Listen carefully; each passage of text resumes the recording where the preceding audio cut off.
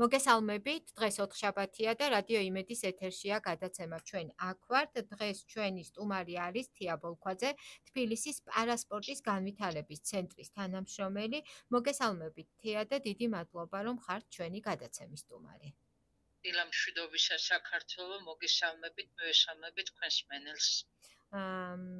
თია თქვენი ცხოვრება იყოფა ორ ეტაპად, შეიძლება ასე ითქვას, და თუ შეიძლება რომ გაუზიაროთ თქვენი ისტორია ჩვენ მსმენელებს. ჩემი ცხოვრება ორ ეტაპად, ის რომ ფეხით მოსიარულე და ეტლით მოსიარულე. თორემ ჩემი ცხოვრება ძალიან რთული იყო, აგერ 50 წელი მისრულდება ივლისში ახლა და აი ამ 50 წლის განმავლობაში სულ ჯახი მქონდა ცხოვრებასთან, ჯვაროსნები ვიყავით, ჯვაროსნები ვიყავით, სულ ბრძოლა მქონდა.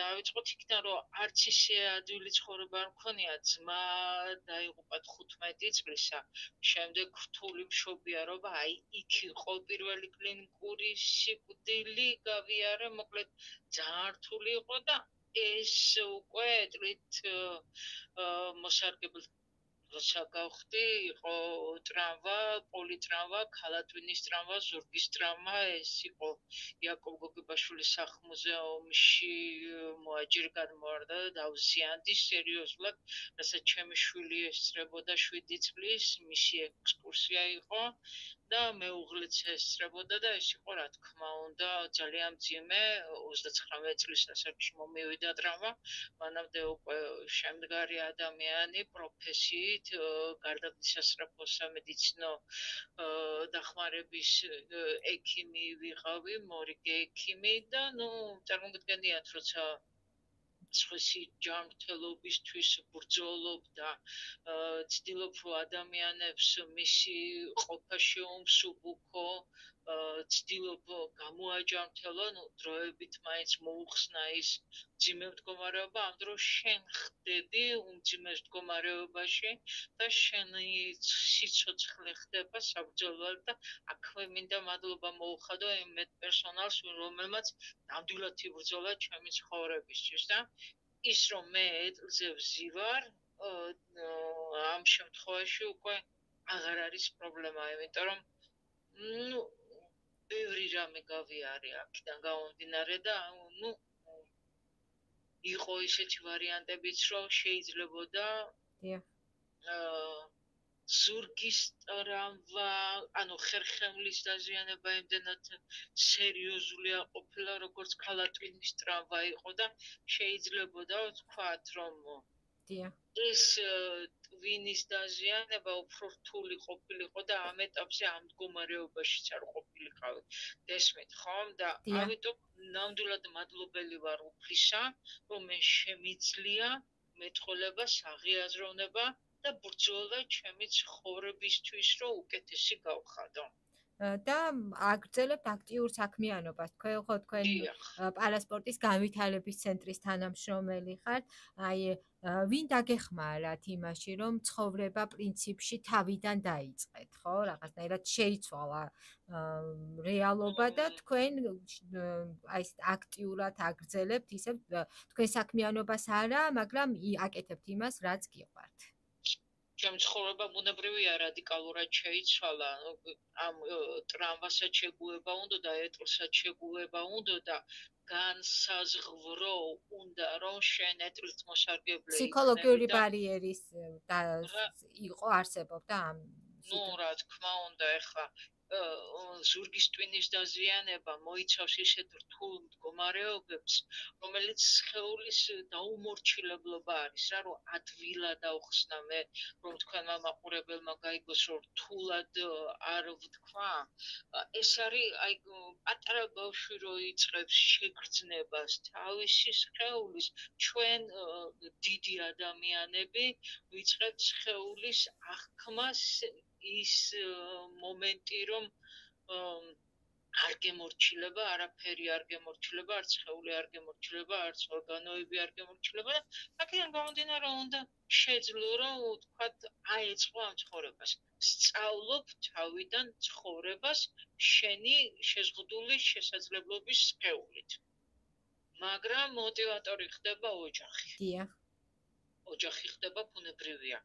ის რომ დედა მძიმე მდგომარეობით, შვენკვლარი დედა მესამე შვილის ასე მძიმე მდგომარეობას უყურებს, მეუღლე, რომელიც გვერდით გიდგას და შვილი ქონს გასაზრდელი.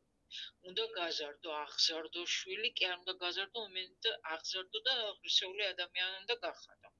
ეს იყო, რა თქმა უნდა, მოტივაცია ჩემი, რომ ამ უძლურობამ მე გამაბრაზა.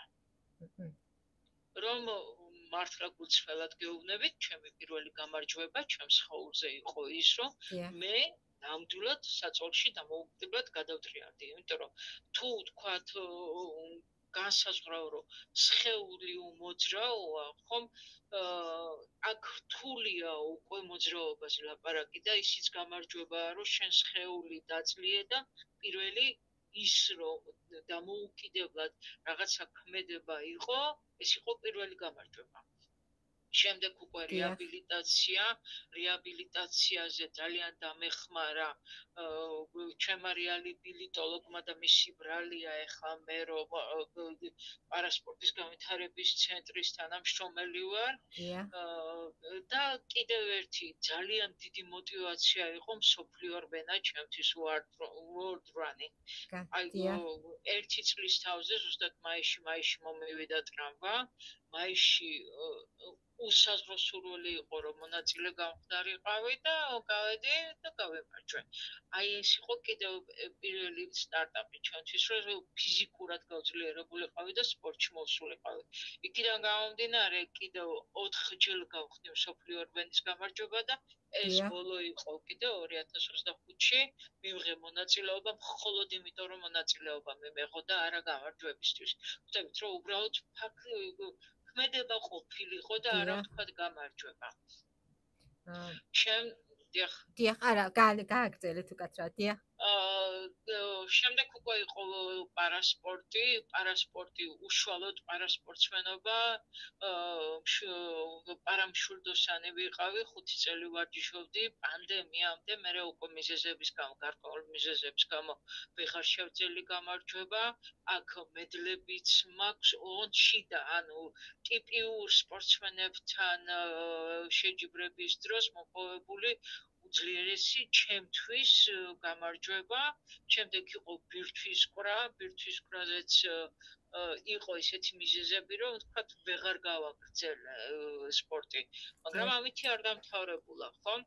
კი ბატონო, არ გამოვიდა სპორტში, მაგრამ გაიხსნა მეორე კარიც და ვცდილობ აი პარასპორტის განვითარების ცენტრის როლი კიდევ ჩემთვის ის არის, აქ როგორც ადმინისტრატორი ისე მდგომარეობაში ვარ, ადამიანებს ვეხმარები. დიახ. სწორი პოზიციის მოპოვებაში და აქაც ჩემი პროფესია ძალიან მეხმარება და აქ პოვე ჩემი პროფესიის და ჩემი თავის რეალიზებაც, რომ ვეხმარები ადამიანებს, რომ სწორი მითითება მივცე და აქაც მე თვითონ გავხდე მოტივატორი, რომ მე რა შესაძლებლობა ვთქვათ შეზღუდული არის და ფიზიკური შესაძლებლობა არის, გადაადგილება არის შეზღუდული. იქ ეს ბარიერი არ არის. როგორ არ არსებობს შეზღუდული შესაძლებლობები, ნამდვილად არსებობს, მაგრამ ბარიერი არ არსებობს იმისა, რომ შენ ეს ბარიერი არ გადაალახო. უბრალოდ ელემენტარული პატარა ნება უნდა ამას, რომ ამ კარს, რომელიც უფალი გაძლევს, რომ გააღო, გასაღები მოუნახო და გააღო და გახვიდე. და იქ ელემენტარული პატარა ნიუანსები არის, რომელიც გაბედნიერებს. მერე თავარია ბალანსში მოხვიდე შენ საკუთარ თავთან. იყო შენს ბალანსში აღმოაჩინო შენივე თავი შენსვე თავში. რომ შეძლო დაძლიო, გადალახო და გააგრძელო ცხოვრება შემდეგ. და ეს არის კონსულტაციების სახით, თუ შეხვედრები, აი რამდენად მნიშვნელოვანია ასეთი აქტივობები. ბენეფიციარი მოდის ჩვენთან. მოდის საკითხავად, რომ რა შეუძლია მას გააკეთოს. ჩვენ პარასპორტში არის გარკვეული სახეობები, სადაც კლასიფიკაცია, ანუ დაზიანებების დაზიანებების მიხედვით არის სხვადასხვა სპორტი, მაგალითად უსინათლოთა სპორტი, ამპუტანტთა ფეხბურთი, ცერებრალები, კლავჭიდი, ფარიკაობა და ბევრი სახეობა ასეთი, რომელსაც სჭირდება მითითება, რომ რა დაზიანება რომელ სპორტს ესადაგება და სად გაივლის საერთაშორისო კლასიფიკაციას. როდესაც ვხედავ რა დაზიანება აქვს ადამიანს, რა შეზღუდვა აქვს, აქედან გამომდინარე მე უკვე ვურჩევ რომელი სპორტი იქნება მისთვის შესაბამისი და უკეთესი, თან ვიზუალსაც უყურებ, ფიზიკურ შესაძლებლობას უყურებ, გარდა შეზღუდვისა და ვუთითებ ხოლმე რომელ პარასპორტში იქნება ის საუკეთესო. ეხმარებით სწორი გადაწყვეტილების მიღებაში. კი ბატონო, დიახ. და თეა ჩვენი საუბრის ბოლოს რას ეტყოდით იმ ადამიანებს, რომლებიც გამოწვევების წინაშე დგანან ახლა და უსმენენ ჩვენს გადაცემას? რა თქმა უნდა, არ შეუშინდნენ მის შეზღუდვას. არაფერს არ შეუძლია, აქ ტიპიურზეც არის ლაპარაკი და შეზღუდული შესაძლებლობის მქონე პირებზეც არის ლაპარაკი. თავარია არ შეუშინდეს სირთულეებს. ეს სირთულეები ყველა ვარიანტში გადაილახება, თუ შენ მოძებნი ბალანს. უფალი მოწყალია და აუცილებლად მიგითითებს გზას, როგორ გადალახო ეს. ცოტა მონდომება უნდა ამას და თავარია ემოცია არ უნდა ემოციამ არ უნდა გჭარბობდეს, ემოცია არ უნდა ჭარბობდეს შენს ურთიერთობებში. ანუ შენს პიროვნებაში, რომ ეს ემოცია ყოველთვის ხელს გიშლის გადაწყვიტო შენთვის საუკეთესო სიტუაცია. ამიტომ როდესაც შვიდად, წყნარად, განსაზღვრულად, საზღვრავ რა გჭირდება, ხომ ემოციის გარეშე, ნერვიულობის გარეშე, შენ უკვე მიზანს მიაღწევ. გარდა ამისა, პატარა ჩანართს გავაკეთებ კიდევ, მე ვცხოვრობდი კორპუსში, სადაც აბსოლუტურად არაფერი არ იყო ადაპტირებული, ძალიან შეზღუდული იყო იქ ჩემი მდგომარეობა, არაფერი აბსოლუტურად გადავწყვიტე კომპენსაციის ხარჯზე ავაშენე კერძო სახლი და იქ პრაქტიკულად 95% ვარ დამოუკიდებელი და ის მდგომარეობა მაძლევს იმის საშუალებას, რომ მე პირიქით მე ვიზრუნო ოჯახზე და რა რიცით, რომ ნება აუცილებელი რა, აუცილებლად გამონახოს უნდა ადამიანმა ნება რომ შეძლოს და დაძლევს. დაძლევს აბსოლუტურად ყველა შეზღუდვა. კიდევ თქვათ მენტალური თუ ფიზიკური. თავარი არის შეძლო და მონახო პატარა ნება. გადალახო. ძალიან დიდი მადლობა თეა და ახლა როგორც უკვე თქვენ აღნიშნეთ, თქვენ ბრძანდებით თბილისის პარასპორტის განვითარების ცენტრის თანამშრომელი და ეხმარებით ადამიანებს, რომ სწორი გადაწყვეტილება მიიღონ და პარასპორტის მიმართულებითაც გადადგან მნიშვნელოვანი ნაბიჯები. რა თქმა უნდა, რომ ხოვონ თავისი რესურსი პარასპორტში. ძალიან დიდი მადლობა თეა ბოლქვაძე გვერდებოდა პირდაპირ ეთერში. ნახვამდის და დიდი მადლობა თქვენ.